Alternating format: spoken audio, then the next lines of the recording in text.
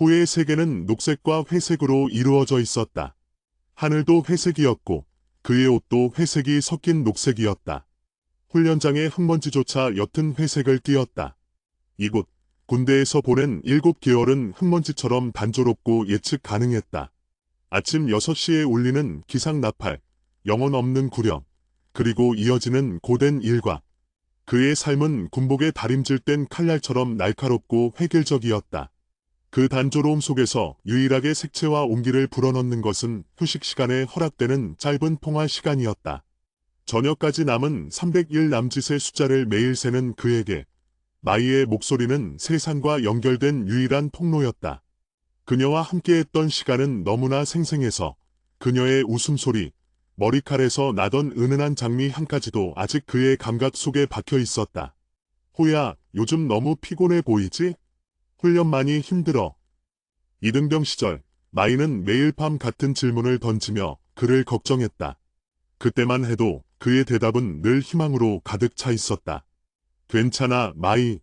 내일 너한테 갈 날만 세고 있어. 우리 저녁하면 제일 먼저 바닷가에 가서 밤새도록 별 보자. 그때 못 본 것까지 다. 응, 꼭 그러자.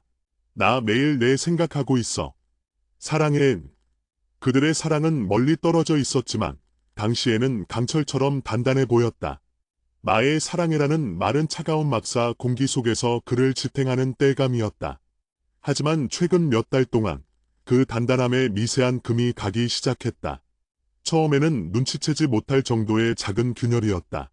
나의 문자가 조금씩 늦게 오기 시작했고 짧은 통화 시간 동안 그녀의 목소리에서 예전의 활기찬 에너지가 사라졌다.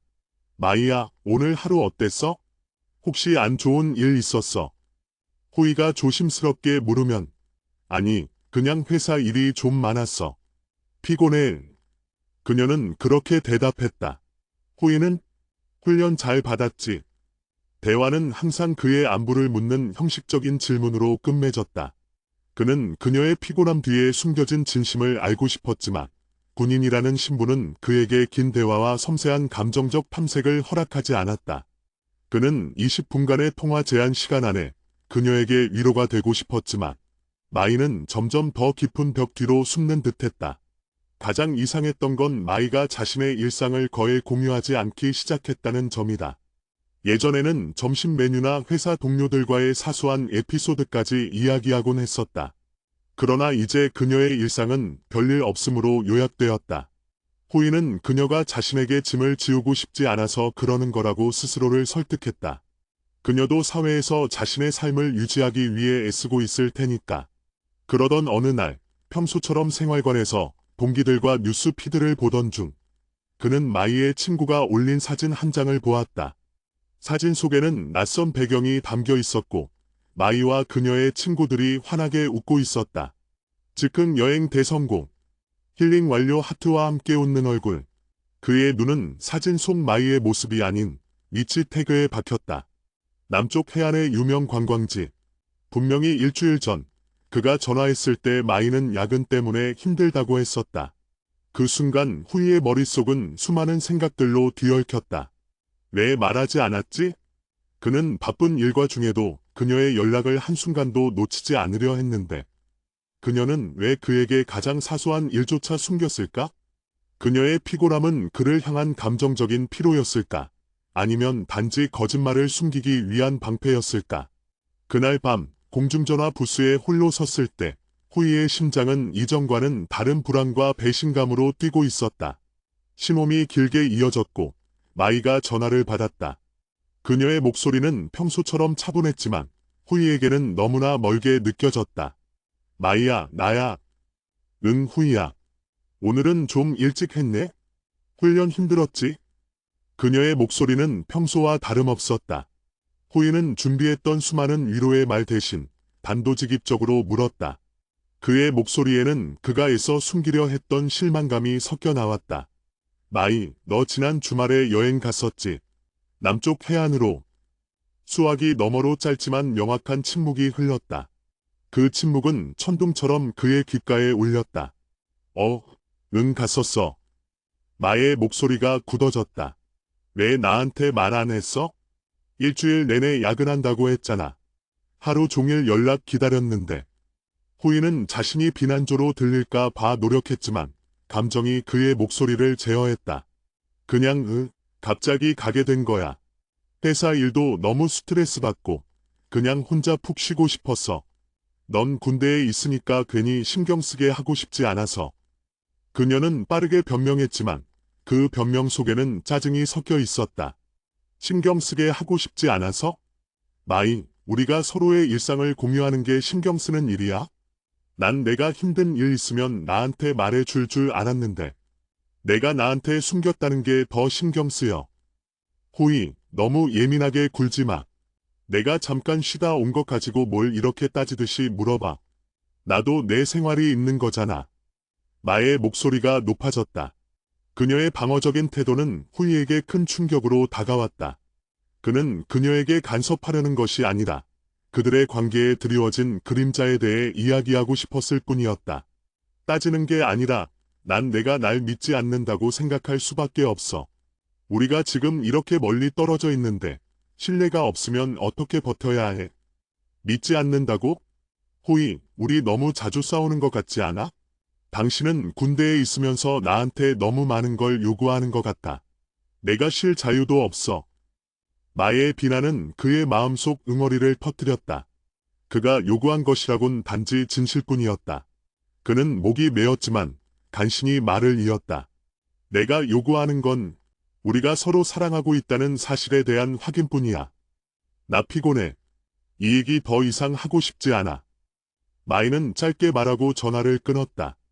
호이는 수화기를 들고 망연자실하게 서 있었다. 공중전화 부스 밖, 차가운 저녁 바람이 그의 뺨을 스쳤다. 통화 종료음이 그의 귓가에서 길게 울렸다. 20분의 통화 시간이 남아있었지만 마이는 그에게 한마디의 설명도 없이 대화를 끝냈다. 그날 밤, 그는 쉽게 잠들 수 없었다. 침대에 누워 천장을 바라보며 호이는 마이의 행동을 되짚어 보았다. 여행을 숨긴 것, 짜증을 내며 그를 예민하다고 몰아붙인 것, 그리고 일방적으로 전화를 끄는 것. 모든 행동이 그들의 관계가 얼마나 위태로운 상태에 놓여 있는지를 보여주는 듯했다. 다음 날, 호이는 평소처럼 훈련에 임했지만 그의 마음은 이미 전쟁터였다. 그는 마이에게 곧바로 문자를 보냈다. 어제의 일에 대해 다시 이야기하고 싶다고, 오해를 풀고 싶다고. 하지만 마이에게서는 하루 종일 답장이 오지 않았다. 밤이 깊어지고 휴대폰 사용이 금지된 시간이 가까워졌을 때 그는 초조함과 불안감에 휩싸였다. 그는 다시 공중전화로 달려가고 싶었지만 어제의 마이의 냉정한 목소리가 그를 붙잡았다. 결국 그는 참지 못하고 마이에게 간절한 메시지를 길게 보냈다. 그의 군 생활 내내 그의 마음을 짓누르던 모든 생각, 그녀에 대한 미안함, 외로움, 그리고 헤어지고 싶지 않다는 절박한 애원까지 담았다. 호이의 문자, 일부. 마이야, 나 어제 일 때문에 밤새도록 생각했어. 미안해, 내가 너무 예민하게 굴었던 것 같아. 하지만 내가 나한테 말하지 않았다는 게 나한테는 큰 문제로 느껴졌어. 내가 군대에 있어서 내 짐이 되는 건 아닐까. 내가 나 없이 더 행복한 건 아닐까 하는 불안감 때문이었나 봐. 나는 정말 너를 너무 사랑해. 우리가 헤어지는 건 상상도 할 수 없어. 지금 이 힘든 시기를 우리 같이 이겨낼 수 있다고 믿어. 제발 나한테 시간을 줘. 아니, 우리 관계에 시간을 줘. 내 마음 알잖아. 다시는 이런 일로 너를 힘들게 하지 않을게. 제발 답장해 줘. 메시지를 보내고 난 후, 그는 휴대폰을 품에 숨긴 채 불안하게 시간을 보냈다. 새벽 3시, 몰래 화면을 켰을 때, 마침내 마이에게서 답장이 와 있었다. 그의 긴 진심 어린 글에 대한 마이의 대답은 단 3줄이었다. 호이야, 고마워. 잘 지내. 내일도 훈련 잘 받아. 그의 마음은 완전히 찢겨나갔다. 이 메시지는 그들의 이별 통보였을까? 아니면 단지 관계를 회피하려는 마이의 또 다른 수단일까? 그는 알 수 없었다. 그의 간절한 외침에 대한 응답치고는 너무나 무심하고 건조했다. 그 후로 마이는 다시 침묵 속으로 사라졌다.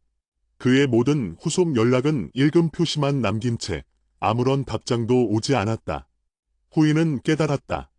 이제 그의 세계는 녹색과 회색뿐 아니라 마이가 떠나간 자리에 차가운 공백으로 채워져 있다는 것을, 그는 사랑하는 사람과의 연결이 끊어진 채 홀로 이 싸움을 계속해야 한다는 절망감에 직면했다.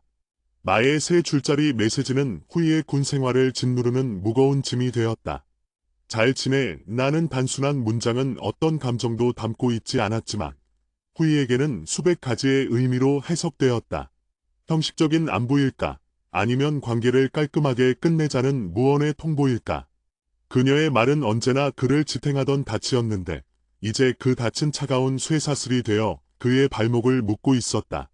그는 그녀의 침묵에 대항하여 더 이상 아무것도 할 수 없었다. 그녀는 그의 간절한 장문의 애원에 오늘 하루 잘 보내라는 사무적인 답장으로 응답한 후 완전히 벽을 쳤다.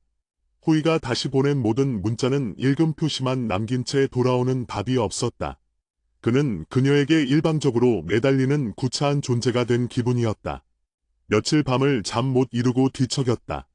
칠흑 같은 어둠 속에서 그는 마이에게 전화를 걸어 모든 것을 명확히 하고 싶다는 충동과 그녀의 침묵을 존중해야 한다는 이성이 충돌했다. 만약 그가 지금 다시 연락한다면 마이는 또다시 짜증을 내며 그를 집착하는 사람으로 몰아갈 것이 분명했다.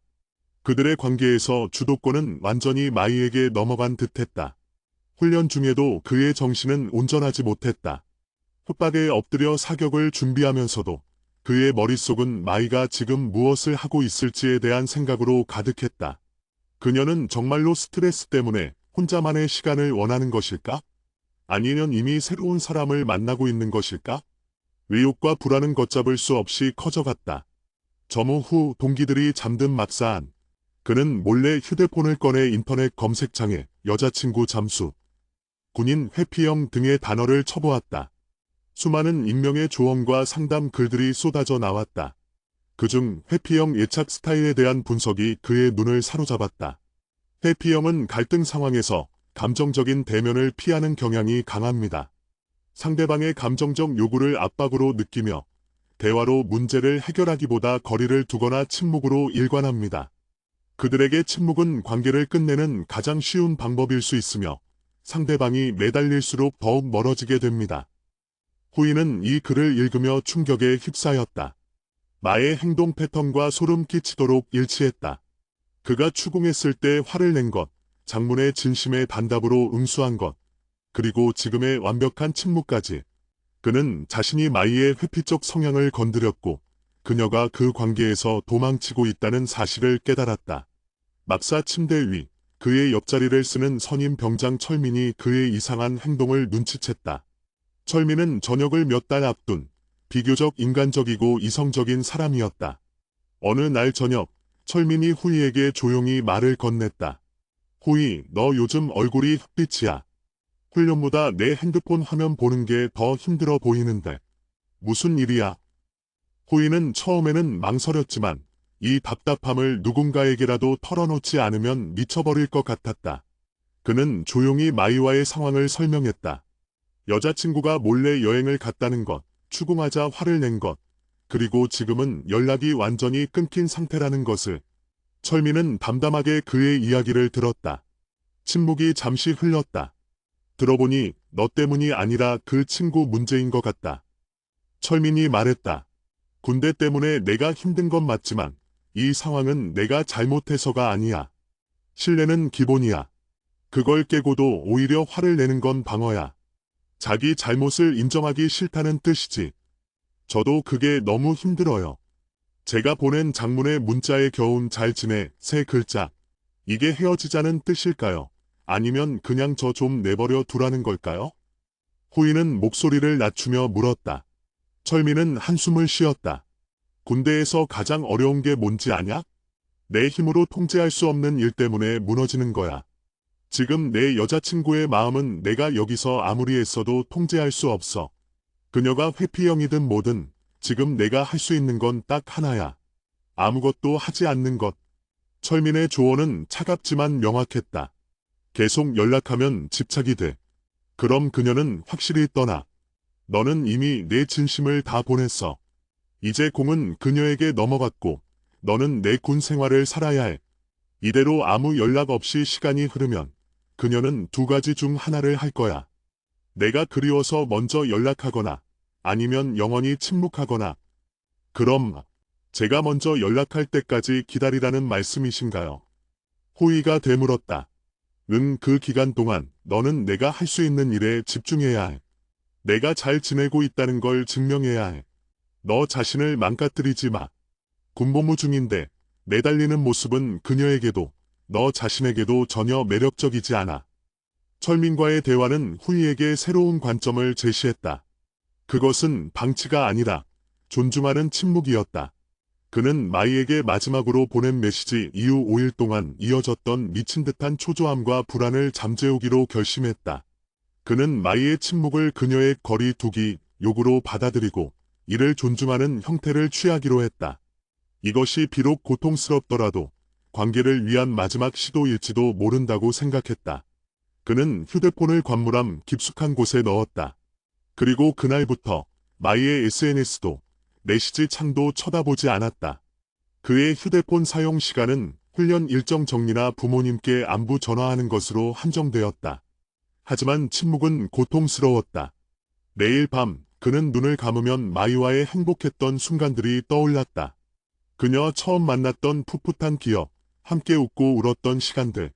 그리고 그 기억들은 현재의 차가운 침묵과 대조되며 그의 마음을 더욱 찢어 놓았다. 가장 힘들었던 순간은 주말이었다. 다른 동기들은 여자친구와 영상통화를 하며 웃고 있었다. 호이는 그들의 행복한 대화를 들으며 화장실에 숨어 시간을 보냈다. 그는 문득 자신이 마이의 삶에서 지워진 듯한 느낌을 받았다. 그녀는 여행을 갔고 지금도 그녀의 일상에는 그가 없는 공백이 아무렇지도 않게 채워지고 있을 것이다. 호이는 턱을 괴고 생각했다. 마이가 그렇게 쉽게 그와의 관계를 외면할 수 있는 이유가 무엇일까? 군복무라는 특수 상황이 그녀에게는 너무 큰 짐이었을까? 아니면 그녀의 마음이 이미 다른 곳으로 향했지만 군인인 그에게 직접 이별을 말하기 미안해서 회피라는 방식을 선택한 것일까? 마지막으로 그에게 도착했던 세 문장의 메시지. 오늘 하루 잘 보내. 라는 말은 그녀가 후이의 상황을 걱정하는 것처럼 보였지만 동시에 그를 자신의 삶 밖으로 밀어내는 단절의 언어였다. 마치 길을 가다 잠시 만난 지인에게 건네는 인사처럼. 후이는 텅 빈 통화 기록을 쳐다보았다. 그는 마이가 먼저 연락할 때까지 최소 일주일, 아니 2주일이라도 버텨보겠다고 다짐했다. 이 침묵의 시간은 그에게 고통스러운 시련이었지만 동시에 그가 마이에게 관계의 주도권을 되찾기 위해 할 수 있는 유일한 행동이었다.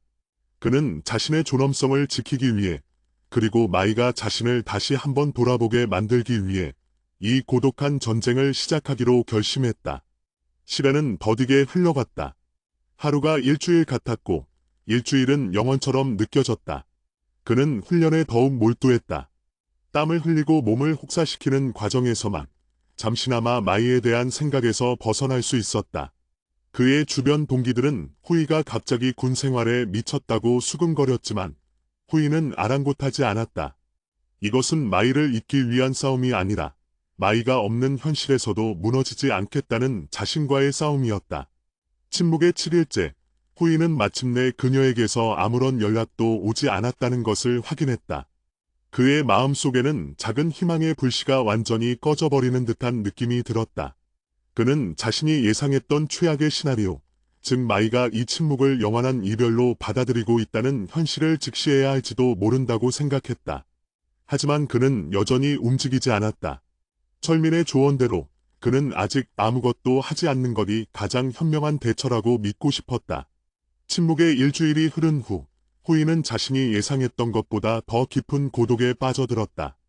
마이에게서 연락이 오지 않았다는 사실은 그의 희망을 꺾었지만 역설적으로 그를 더 강하게 만들었다. 그는 이제 마이에게 매달리는 대신 자신의 존엄성을 지키는 데 에너지를 쏟기로 했다. 그는 철민 병장의 조언대로 훈련에 미친 듯이 몰두했다. 그의 중대는 그의 변화에 놀랐다. 후이는 이전보다 더 빠르고 더 강해졌으며 그의 눈빛은 고통으로 가득 차 있었지만 동시에 강한 집중력을 보여주었다. 하지만 그의 내면은 여전히 격렬한 폭풍우가 몰아치고 있었다. 특히 불을 끈 막상 침대에 누워 천장을 바라볼 때면 고독이 그를 덮쳤다. 그는 자신이 침묵을 지킨 것이 아니라 마이가 자신을 버린 상태에서 버려진 시간을 견디고 있을 뿐이라는 생각이 들었다. 이 침묵의 두 번째 주 동안 호이의 감정은 분노와 죄책감을 오갔다. 분노는 마이가 신뢰를 깨고도 오히려 그를 비난하며 회피했다는 사실에서 나왔다. 죄책감은 그가 군대에 있는 동안 마이에게 충분한 정서적 지지를 해주지 못했다는 생각에서 비롯되었다. 어쩌면 마이가 느꼈을 외로움이 그들의 관계를 갉아먹은 근본적인 원인일지도 모른다는 자책감이었다. 어느 날 오후, 고된 주간 훈련이 끝나고 생활관에 복귀했을 때 행정병 동기가 그에게 작은 박스 하나를 건넸다. 호이야, 너한테 소포 왔다. 꽤 늦게 도착한 것 같던데. 호이는 소포를 받아 들었다. 겉면에 적힌 발신인의 이름. 마이. 그의 심장은 몇 달 만에 처음으로 폭주했다. 그녀가 보냈다. 침묵을 깨고 연락을 끊은 지 10일 만이었다. 그는 소포를 품에 안은 채 주위의 시선을 피해 창고 구석으로 향했다. 소포 안에는 호이가 평소 좋아하던 브랜드의 단백질 바 몇 개와 작고 두툼한 핸드크림이 들어있었다. 그리고 가장 충격적인 것은 내용물과 함께 들어있던 아주 작은 쪽지였다. 쪽지에는 펜으로 휘갈겨 쓴 단 2줄의 문장이 적혀 있었다. 요즘 춥더라. 손 트지 말고 발라. 빨리 먹어. 그 어떤 안부도 사과도 사랑한다는 말도 없었다. 마치 업무 지시서처럼 건조하고 기능적인 메시지였다.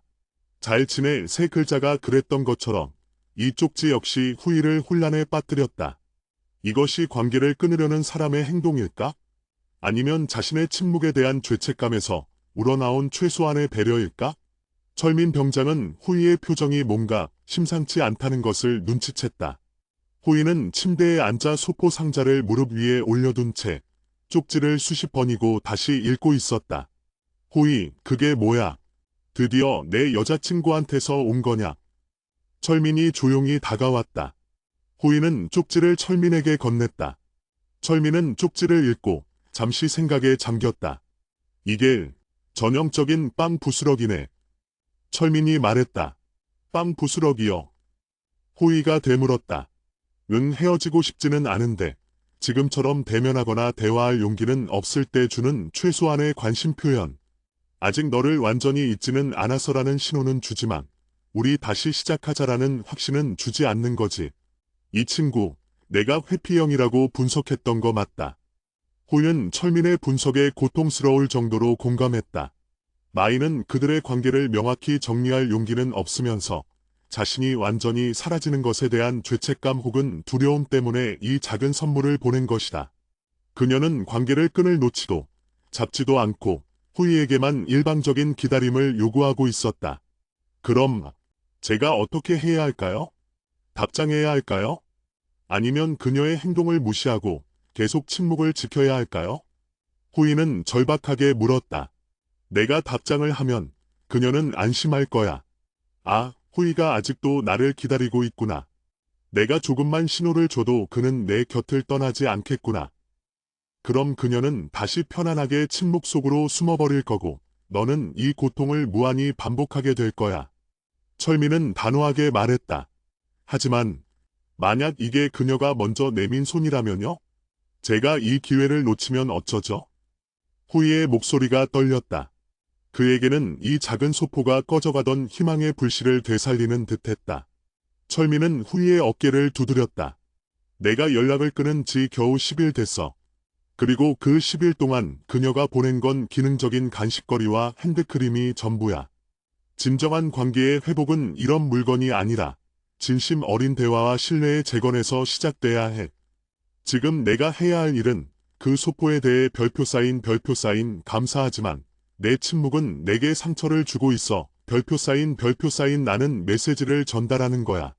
하지만 그걸 말로 하지 마. 행동으로 보여줘야 해. 철민은 후이에게 조심스럽지만 단호한 조언을 건넸다. 답장하지 마. 소포는 고맙게 받고 잘 사용해. 그리고 내가 얼마나 괜찮게 지내는지 내 SNS 프로필 사진이나 상태 메시지를 통해 간접적으로 보여줘.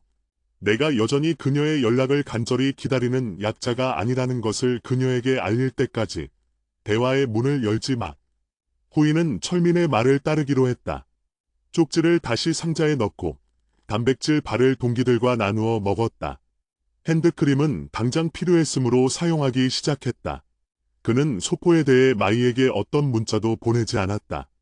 하지만 소포는 그의 마음속에 또 다른 고통의 씨앗을 심었다. 이제 그는 침묵의 고통뿐만 아니라 마이의 행동을 끊임없이 분석해야 하는 고통까지 감수해야 했다. 그녀가 이 소포를 보냈을 때 어떤 생각을 했을까? 단지 미안함이었을까? 아니면 정말로 자신이 군대에서 힘들어할까 봐 걱정했던 것일까? 이러한 내적 갈등은 호이의 일상에 또 다른 균열을 만들었다. 그는 겉으로는 강했지만 밤에는 여전히 휴대폰을 만지작거렸다. 그는 마이의 SNS를 염탐하기 시작했다. 그녀는 여전히 자신의 일상을 거의 올리지 않았지만 그녀의 프로필 사진은 바뀌어 있었다. 밝게 웃는 사진이었고 배경은 아마도 그녀가 몰래 다녀왔던 그 여행지일 것이다. 그 사진을 보는 순간 호이는 숨이 막히는 듯한 고통을 느꼈다. 그가 고통스럽게 침묵을 지키는 동안 그녀는 아무렇지도 않게 자신의 삶을 만끽하고 있었다. 그들의 관계는 그녀의 삶에서 하나의 장애물일 뿐이었고 그는 그 장애물이 사라지기를 기다리는 사람이 된 것 같았다. 호이는 이 감정을 어떻게 다스려야 할지 몰랐다. 그는 훈련을 마친 후 체력 단련실로 향했다. 샌드백을 미친 듯이 때렸다. 땀이 비 오듯 쏟아졌지만 그것으로는 부족했다.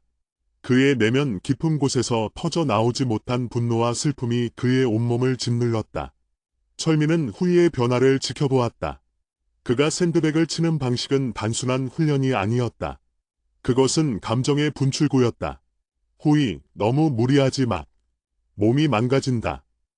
철민이 그의 옆에서 숨을 고르며 말했다. 상녀님, 제가 대체 뭘 잘못했는지 모르겠어요. 그녀를 너무 사랑했고 최선을 다했다고 생각했는데. 호이는 숨이 막혀 말을 제대로 잇지 못했다. 사랑했지. 최선을 다했고. 하지만 사랑이라는 게 혼자 하는 게 아니야. 그리고 군 복무는 너한테 죄가 아니야. 그녀가 이 거리를 견딜 만한 성숙함이 없었거나 처음부터 관계에 대한 확신이 부족했던 거야. 이제는 인정해야 해. 너는 최선을 다했지만 그녀는 회피를 선택했다는 것을. 철민의 말은 잔혹했지만 필요한 진실이었다. 호이는 마이의 소포에 대한 감사함을 답장하지 않는 방식으로 그녀의 회피에 응답하기로 했다. 이것이 그들의 관계를 다시 시작할 수 있는 마지막 기회일 수도 있고 아니면 그들의 이별을 공식화하는 마지막 행동일 수도 있었다. 소포가 도착한 지 5일이 지난 후 호이는 마이의 SNS에 짧은 글을 올렸다. 아주 담백하고 사적인 글이었다. 오늘의 훈련 목표 달성. 비가 오는 날씨에도 땀은 달다. 이것은 마이를 향한 메시지였다. 나는 내 소포에 대해 아무렇지 않아. 내가 없어도 나는 내 삶을 충실히 살고 있고 내 삶에는 땀의 달콤함이 있어. 나는 무언의 선언이었다. 그날 밤 그는 다시 한번 휴대폰을 확인했다. 마이에게서 어떤 반응도 없었다. 하지만 그의 메시지를 본 사람은 있었다. 마이의 가장 친한 친구 중 한 명이 그의 글에 좋아요를 눌렀다. 그리고 다음 날 마이의 프로필 상태 메시지가 아주 짧게 바뀌어 있었다. 피곤해. 호이는 마침내 그녀의 반응을 이끌어내는 데 성공했다는 것을 깨달았다. 그녀는 그의 침묵과 그가 그녀 없이도 자신의 삶을 잘 꾸려나가고 있다는 증거에 반응했다. 하지만 그녀의 반응은 여전히 피곤함이라는 방어적인 회피였다. 호이는 이제 이 고통스러운 줄다리기의 다음 단계를 준비해야 했다. 마이가 올린 짧은 상태 메시지, 피곤해 있는 후이에게 작은 승리이자 동시에 새로운 전략을 세워야 할 때가 왔음을 알리는 신호였다. 그녀의 방어적인 한마디는 그의 침묵과 독립적인 모습이 그녀의 안정감을 흔들었다는 증거였다. 그녀는 그의 침묵을 감지했고 그가 자신을 더 이상 간절히 찾지 않자 불안감을 느꼈을 것이다. 하지만 여전히 그녀는 직접적인 대화를 회피하고 피곤함이라는 방패 뒤에 숨어 있었다. 호이는 섣불리 행동하지 않았다. 그는 마이의 상태 메시지를 확인하고도 이틀 동안 더 기다렸다. 즉각적인 반응은 그녀에게 내가 조금만 신호를 줘도 그는 바로 반응한다는 잘못된 안도감을 줄 수 있었기 때문이다. 그는 자신이 여전히 강하고 이 관계에 매달리지 않는다는 인상을 확실히 심어주고 싶었다. 며칠 후 주말이 되어서야 후이는 철민 병장에게 마이의 상태 메시지에 대해 이야기했다. 상견님, 마이가 피곤해 라고 바꿨습니다. 제가 훈련 사진을 올린 지 이틀 만에요. 이거 어떤 의미일까요? 철민은 담배 연기를 길게 내뿜으며 말했다. 간단해. 내가 아쉽지 않은 척하니까 불안한 거야. 해피 형들은 상대가 자기한테 완전히 의존하고 있을 때만 편안함을 느껴. 내가 내 삶을 사니까 이제 피곤해라는 말로 너를 다시 자기 영역 안으로 끌어들이려는 거지. 나는 힘들어. 내가 나한테 와서 나를 위로해 줘야 해. 라는 무언의 메시지야. 그럼 이제 제가 연락해야 할까요? 호이가 물었다. 응, 이제는 내가 공을 던져야 할 차례야. 하지만 내가 보내는 메시지는 이전의 예언이 아니라 조건이어야. 그녀의 감정적 피로를 인정하되 내가 원하는 근본적인 문제 해결을 요구해야 한다. 감정에 호소하지 마. 이성적으로 대화를 시작해야 해. 호이는 철민의 조언을 듣고 깊이 생각에 잠겼다. 그는 20분 동안 휴대폰 메모장에 여러 개의 초안을 작성하고 삭제했다. 감정을 배제하고 차분하면서도 단호하게 그의 입장을 전달할 수 있는 문장을 찾는 데 집중했다. 그의 메시지는 그녀에게 대화의 책임을 돌리고 관계의 신뢰 회복이 먼저라는 점을 명확히 해야 했다. 마침내 그는 다음의 메시지를 마이에게 보냈다. 새벽 늦은 시간, 그녀가 잠들었을 법한 시간이었다. 마야, 피곤하다는 내 상태 메시지를 봤어. 내가 많이 힘들다는 걸 알아. 하지만 우리가 지금처럼 서로를 외면하고 침묵으로 이 관계를 끌고 가는 건 우리 둘 모두에게 더 큰 고통만 줄 뿐이야. 나는 내가 이 관계를 어떻게 하고 싶은 건지 명확한 답을 듣고 싶어. 내가 정말로 혼자만의 시간이 필요하다면 존중할게. 하지만 우리가 계속 함께할 마음이 있다면 우리가 깨뜨린 신뢰에 대해 이야기해야 해. 도피는 해결책이 될 수 없어. 나는 내가 명확하게 이야기해 줄 때까지 기다릴게. 이 메시지는 이전의 장문처럼 감정적인 호소로 가득 찬 문자가 아니었다. 마치 협상 테이블에 앉은 사업가처럼 그는 관계 유지라는 계약 조건과 신뢰 회복이라는 의무 조항을 제시했다. 메시지를 보내고 난 후 후이는 다시 휴대폰을 관물함에 넣고 잠자리에 들었다. 불안했지만 이번에는 이성적인 행동을 취했다는 만족감과 함께 비교적 편안하게 잠들 수 있었다. 다음 날 오후 훈련을 마치고 생활관으로 돌아왔을 때 후이의 휴대폰에 발신자가 마이로 찍힌 부재중 전화 기록이 선명하게 남아 있었다. 무려 3통이었다. 그는 철민과 눈을 마주쳤고 철민은 고개를 끄덕이며 잘했어라고 무언의 신호를 보냈다. 후이는 주저하지 않고 공중전화 부스로 향했다. 벨이 울리자마자 마이가 전화를 받았다. 그녀의 목소리는 미세하게 떨리고 있었다. 호이, 응, 나야. 전화했었네. 호이는 최대한 차분하고 담담한 목소리를 유지했다. 내 문자, 봤어. 내 말이 맞아. 우리가 이렇게 끝낼 수는 없지. 마이가 말했다.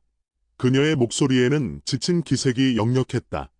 그럼 우리가 이야기해야 할 것 같아. 호이가 말했다. 우선 내가 많이 피곤하고 힘든 건 알겠어. 무슨 일이 있었는지 이야기해 줄 수 있을까? 마이는 한숨을 쉬었다. 그냥 너무 힘들어. 내가 군대에 가고 나서 모든 게 너무 외로워졌어. 혼자서 모든 걸 감당해야 한다는 압박감도 컸고 그 여행도 그냥 모든 걸 놓고 싶어서 충동적으로 갔던 거야. 너한테 말 안 한 건 내가 나한테 또 잔소리할까 봐 아니면 괜히 걱정만 끼칠까 봐 그랬어. 그녀는 외로움과 압박감이라는 감정적인 이유를 내세웠다. 후의 예상대로 그녀는 자신이 신뢰를 깼다는 핵심 문제는 회피했다.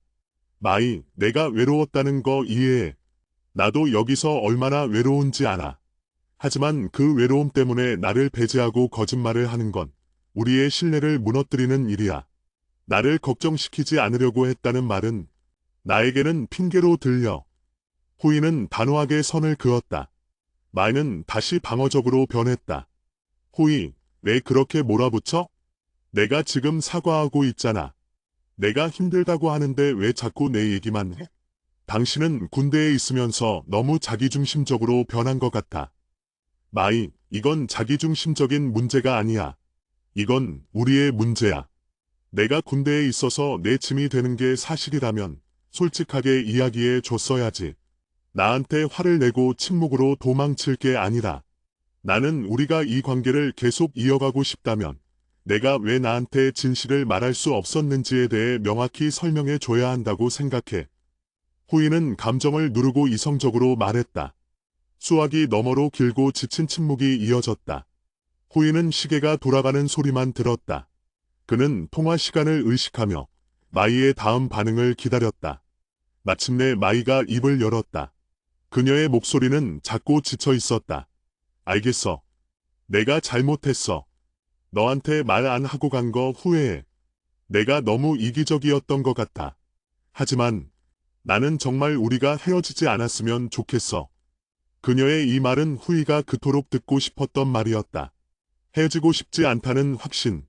하지만 그의 마음은 이미 냉정해진 후였다. 그는 그녀의 사과가 진심이더라도 근본적인 회피 성향이 고쳐지지 않는 한 이 문제는 계속 반복될 것임을 알고 있었다. 나도 헤어지고 싶지 않아, 마이. 하지만 말로만 헤어지고 싶지 않다고 하는 건 의미가 없어. 우리가 다시 예전처럼 돌아가려면 시간이 필요하고 내 노력이 필요해. 그리고 내가 다시는 나한테 무언가를 숨기지 않겠다는 약속이 필요해. 알겠어. 약속할게.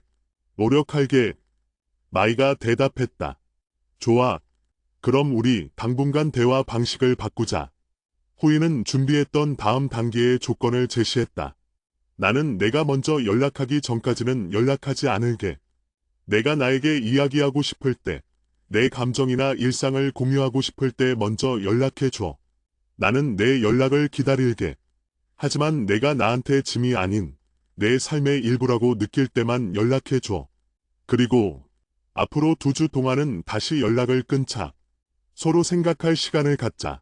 그리고 2주 뒤에 다시 통화하자. 후의 제안은 마이에게 충격적이었을 것이다. 그는 이제 더 이상 끈질기게 매달리는 사람이 아니었다. 오히려 관계에 주도권을 쥐고 그녀에게 먼저 움직이라는 부담을 안겨주었다. 해피형인 마이에게는 가장 고통스러운 요구였을 것이다. 2주 동안이나. 마이가 망설이는 목소리로 물었다. 2주. 내가 너한테 부담을 주지 않겠다는 의미고 내가 내 감정을 정리할 시간을 주겠다는 의미야. 마이, 나는 내가 정말로 나 없이도 괜찮은지 아니면 우리가 필요하다는 것을 깨닫기를 바랄 뿐이야. 2주 뒤에 다시 통화할 때 나는 이 관계에 대한 내 진정한 결정을 듣고 싶어. 결국 마이는 마지못해 후이의 제안을 받아들였다. 알겠어. 2주 뒤에 연락할게. 후이, 미안하고 그리고 고마워. 전화가 끊긴 후 후이는 공중전화 부스 벽에 등을 기대고 깊은 숨을 내쉬었다. 그는 승리감을 느끼지 못했다. 대신 깊은 피로감이 몰려왔다. 마이가 마침내 대화의 문을 열었지만 그들의 관계는 아직 빙산의 일각만 깨뜨렸을 뿐 근본적인 신뢰 문제는 여전히 해결되지 않았다. 하지만 적어도 그는 더 이상 일방적인 구애자가 아니었다.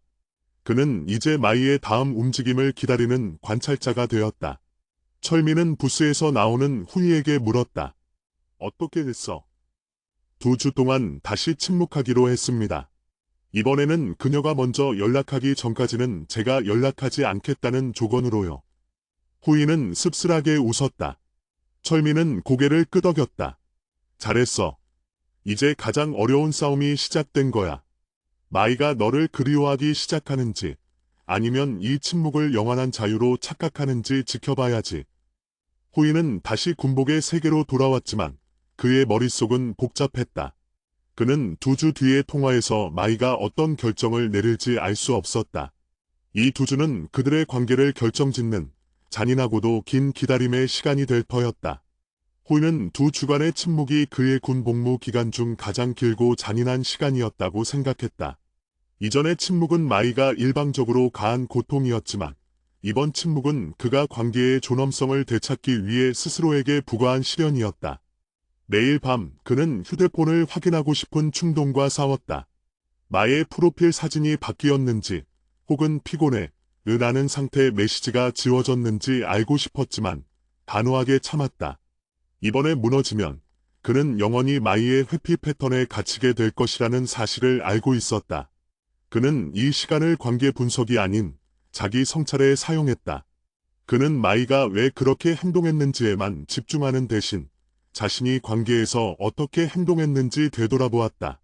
군인이라는 특수한 위치를 방패 삼아 마이에게 과도하게 정서적 의존을 요구하지는 않았는지, 그녀의 외로움을 충분히 헤아려주지 못하고 자신의 불안감만 투영하지는 않았는지, 그는 자신이 완벽하지 않았다는 것을 인정했다.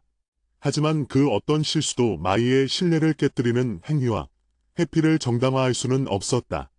두 주간의 침묵 기간이 거의 끝나갈 무렵, 그는 철민 병장과 마지막으로 이야기를 나누었다.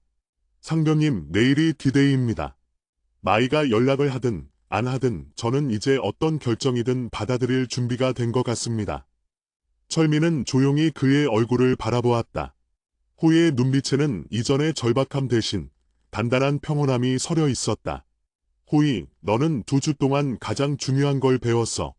마의 행동이 어떻든 너 자신을 존중하는 방법을. 내일 그 친구가 연락이 오면 딱 2가지만 물어봐. 첫째, 왜 내 연락을 피했는지. 둘째, 앞으로 다시 이런 일이 없을 거라는 확신을 줄 수 있는지. 만약 그 답이 여전히 힘들어서, 피곤해서라는 감정적인 회피라면 너는 내 자신을 위해 결정을 내려야 한다. 철민의 말은 후이의 마음을 굳게 다져주었다. 그는 더 이상 마이의 눈물을 보고 마음이 약해지는 이전의 후이가 아니었다. 그는 이제 사랑과 존중이 공존하지 않는 관계를 끌고 가는 것이 얼마나 자기 파괴적인지 깨달았다. 침묵의 14일째, 밤 10시. 휴대폰 사용이 막 허락된 시간이 된 지 얼마 지나지 않아 마침내 휴대폰이 울렸다. 발신자는 마이였다. 후이는 진동이 멎을 때까지 기다렸다가 차분하게 공중전화 부스로 향했다. 그의 심장이 뛰었지만 그것은 두려움이 아니라 마지막 결전을 앞둔 전사의 긴장감이었다. 전화를 걸었다. 마이가 곧바로 받았다. 호이. 그녀의 목소리는 지난번보다 더 조용하고 낮았다. 응, 나야. 2주가 됐네. 호이는 담담하게 말했다. 응, 미안해. 내가 너무 늦게 연락했지. 그녀는 사과했지만 사과하는 태도에는 여전히 무거운 짐을 지고 있는 듯한 느낌이 들었다. 늦지 않았어. 내가 연락해줘서 고마워. 이제 우리가 이 관계에 대해 솔직한 이야기를 나눌 수 있을 것 같아. 호이야, 사실대로 말할게. 내가 없는 동안 정말 많이 생각했어. 내가 보낸 마지막 문자도 읽고 또 읽었어. 내 말이 맞아. 내가 너무 이기적이었어. 미안해. 사과는 고마워. 하지만 나는 사과 이상의 것을 듣고 싶어. 마이, 나는 우리가 왜 이런 상황까지 오게 되었는지 내 솔직한 마음을 듣고 싶어. 그리고 앞으로 이 거리를 우리가 어떻게 극복해 나갈 건지에 대한 내 계획을 듣고 싶어. 후이는 단도직입적으로 물었다. 마이는 한참을 망설였다. 수화기 너머로 그녀의 깊은 한숨 소리가 들렸다. 후이야, 사실대로 말할게. 내가 보고 싶지 않았던 건 아니야. 하지만 나는 군 복무를 기다리는 이 시간이 너무 힘들어. 난 항상 옆에 누군가 있어야 하는 사람인가 봐. 내가 요약을 끊고 혼자 훈련에 집중하는 모습을 보니까 나는 더 외로웠어. 나에게는 이 거리와 이 침묵이 너무 큰 압박이야. 그래서 너는 그 압박을 회피하는 방식으로 나를 대했던 거고. 호이가 물었다. 응, 내가 너무 어렸어. 내가 나한테 요구했던 신뢰를 내가 지킬 자신이 없어. 솔직히 말하면 나는 내가 너를 계속 기다릴 수 있을지 모르겠어. 너한테 계속 거짓말하고 회피하는 것보다는 지금 솔직하게 말하는 게 맞다고 생각해. 그 순간 후이의 마음속에서 마지막 희망의 실타래가 끊어졌다. 그는 그녀의 말이 이별 통보임을 알았지만 동시에 그녀의 솔직함에서 해방감을 느꼈다. 마이는 결국 자신을 구속하는 모든 것, 즉 거리, 책임, 신뢰를 회피하기로 최종 결정한 것이다. 호이는 잠시 눈을 감고 깊은 숨을 내쉬었다. 그의 목소리는 놀라울 정도로 차분하고 흔들림이 없었다. 알겠어, 마이. 이제 내 마음이 어떤 건지 명확하게 알았어. 그리고 내 솔직함에 고마워. 호이은, 미안해. 마이는 울먹이는 듯했다. 미안해하지 마. 우리는 서로 다른 곳을 바라보다 있었던 것뿐이야. 너는 너의 행복을 찾기 위해 자유가 필요했고, 나는 우리의 행복을 위해 신뢰가 필요했어. 그 두 가지는 지금 함께 갈 수 없는 것 같아. 호이는 마침내 관계의 종지부를 찍었다. 나도 너를 여전히 사랑하지만 나는 더 이상 신뢰 없는 관계를 끌고 갈 수 없어. 내 말대로 우리 관계는 여기서 멈추는 게 맞는 것 같아. 호이응, 내가 나 없이 더 행복하다면 나는 그걸 응원할게. 내가 이제 더 이상 내게 압박감을 느끼지 않고 내 삶에 집중했으면 좋겠어. 잘 지내, 마이. 호이는 더 이상 그녀의 울음소리나 망설이는 말을 듣고 싶지 않았다. 그는 단호하게 전화를 끊었다. 부스 밖으로 나왔을 때 밤 공기는 여전히 차가웠지만 그의 마음은 묘한 평온함으로 가득 차 있었다. 철민 병장이 부스 앞에서 그를 기다리고 있었다. 호이는 철민에게 고개를 끄덕이며 말했다. 끝났습니다. 상병님. 제가 끝냈습니다. 잘했다, 호이. 철민은 그를 말없이 안아주었다. 군대라는 엄격한 공간에서 허락된 유일한 정서적 위로였다. 그날 밤 호이는 마침내 깊은 잠에 들었다. 7개월 동안 그를 괴롭혔던 불안과 초조함이 사라진 듯했다. 그는 비록 가장 사랑했던 사람을 잃었지만 그 과정에서 그는 가장 중요한 것, 바로 자신을 잃지 않았다는 것을 깨달았다. 며칠 후 호이는 마이에게 마지막 메시지를 보냈다. 더 이상 미련이나 애원은 없었다. 마이, 내가 보낸 소포는 잘 받았고 고마웠어. 나는 이제 다시 내 군 생활에 집중할게. 너의 행복을 진심으로 빌어. 그리고 언젠가 우리 둘 다 더 성숙해진 모습으로 이 시간을 돌아볼 수 있기를 바란다. 잘 지내. 그 메시지는 읽음 표시만 남긴 채 영원히 답장 없이 남았다. 마이는 그의 삶에서 완전히 사라졌다. 하지만 후의 세계는 이제 더 이상 녹색, 회색, 그리고 공백으로만 이루어져 있지 않았다. 그 안에는 고통을 이겨낸 강인함과 스스로를 존중하는 자존감이라는 새로운 색깔이 채워지기 시작했다. 그는 군복무를 마치고 사회로 나갔을 때 이전보다 훨씬 단단하고 성숙한 남자가 되어 있을 것임을 확신했다. 그의 남은 군복무는 더 이상 고통스러운 기다림이 아니라 자신을 완성해 나가는 성장의 시간이 되었다. 끝.